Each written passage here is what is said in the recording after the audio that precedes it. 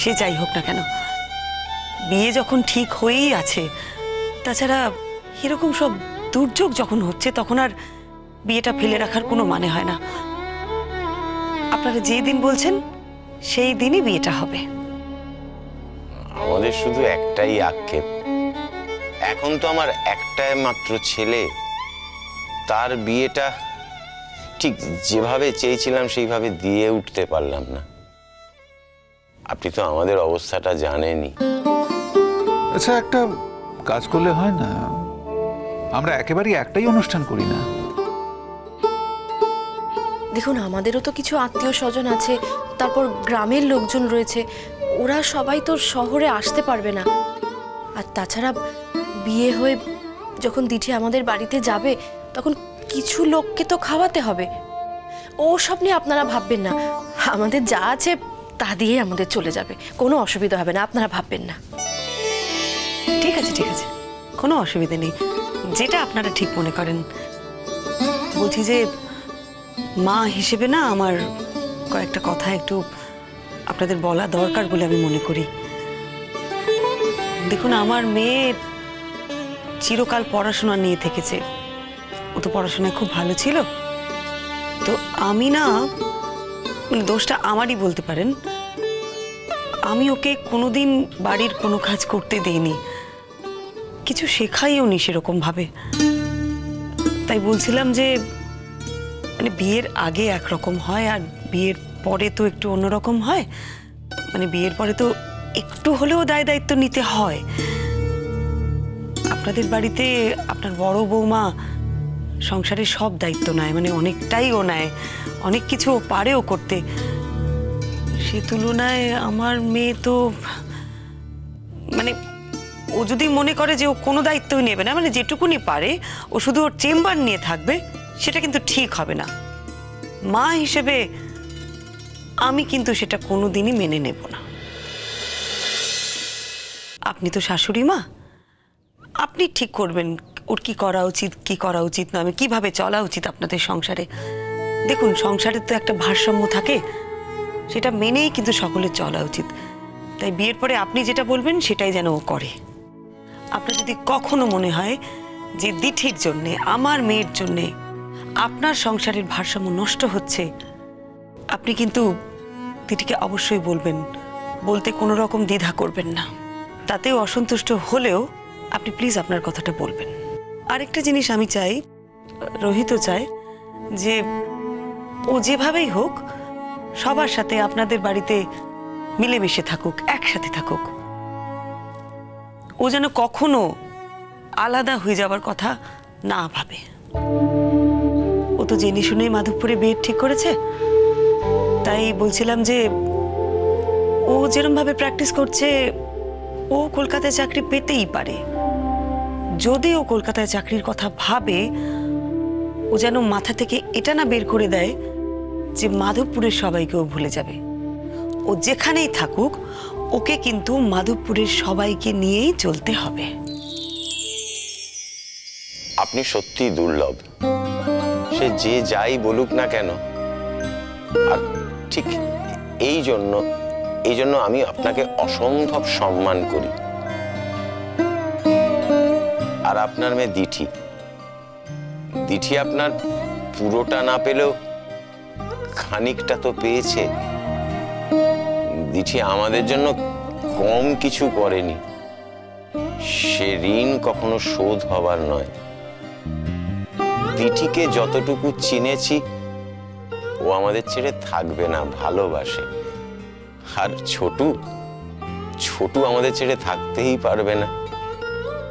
তারপরেও ওরা যদি আলাদা থাকতে চায় তাহলে। দেখুন, আমি পরিষ্কার কথা বলতে ভালোবাসি। আমার দিক থেকে যেটা বলার মা হিসেবে, মেয়ের মা হিসেবে, সেটা আমি আপনাদের জানিয়ে রাখলাম। মা হিসেবে আমার মেয়ের জীবনে, আমার মেয়ের শ্বশুর বাড়ির জীবনে কোনো রকম কোনো ইন্ধন থাকবে না। তবে আমার কথার কতটা দাম আমার মেয়ের কাছে থাকবে সেটা অবশ্য আমি জানি না। কিন্তু আমি সবসময় চেয়েছি যেখানে আমার মেয়ের বিয়ে হোক না কেন, সেখানে যেন সকলের সাথে মানিয়ে গুছিয়ে থাকে।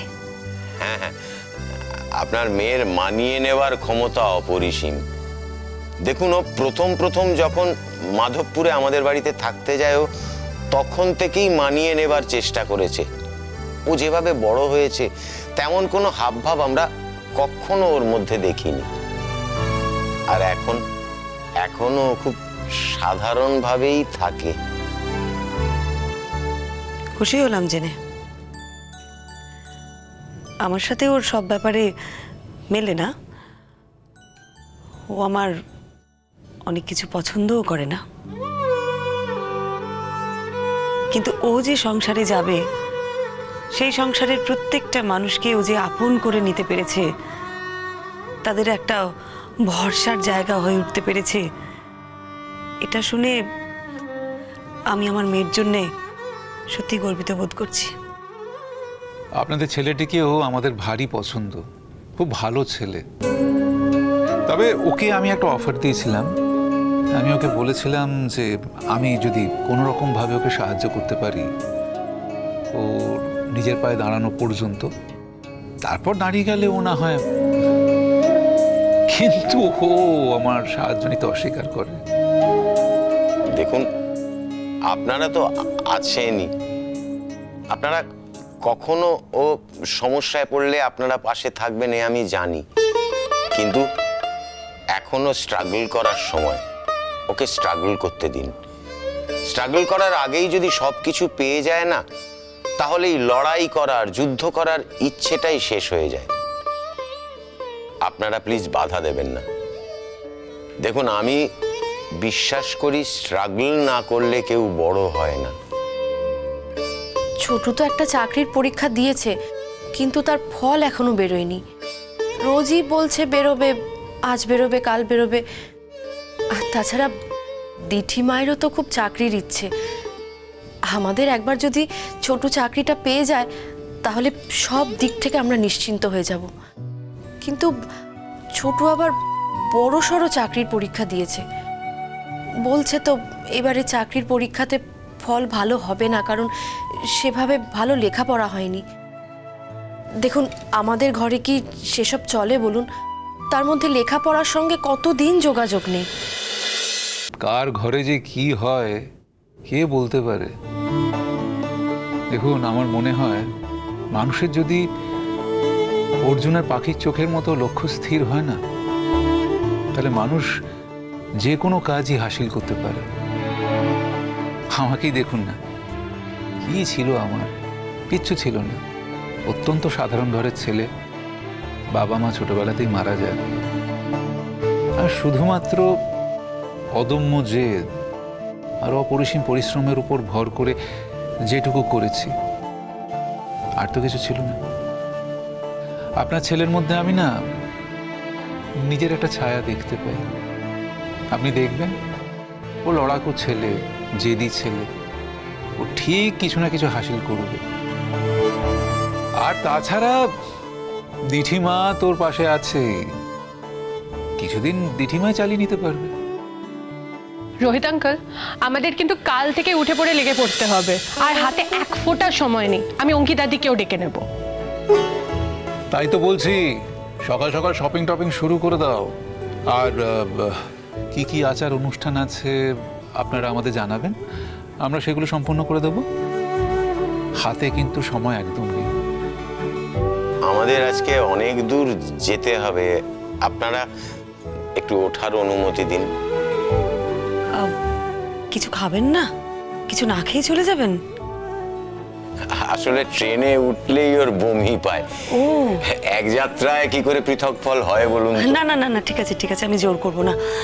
বলছি যে আজকে রোহিত বলেছিল, তাই বাড়িতে আমি একটু পোলাও আর মাংস করেছিলাম, মানে এমনিই করেছিলাম।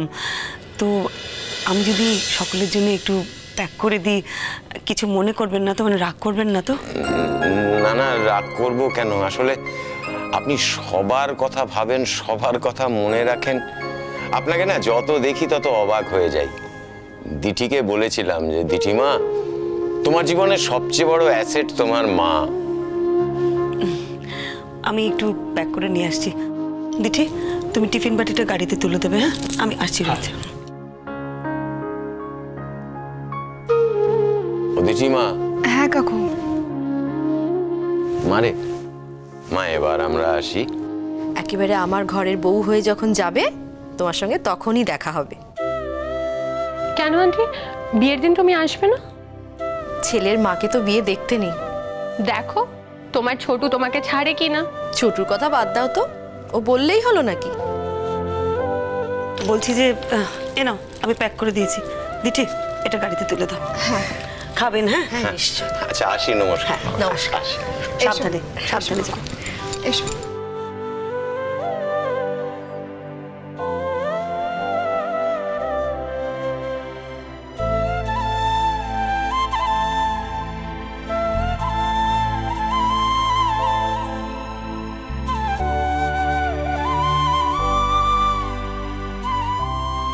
তাহলে দিদির বিয়েটা হয়েই গেল।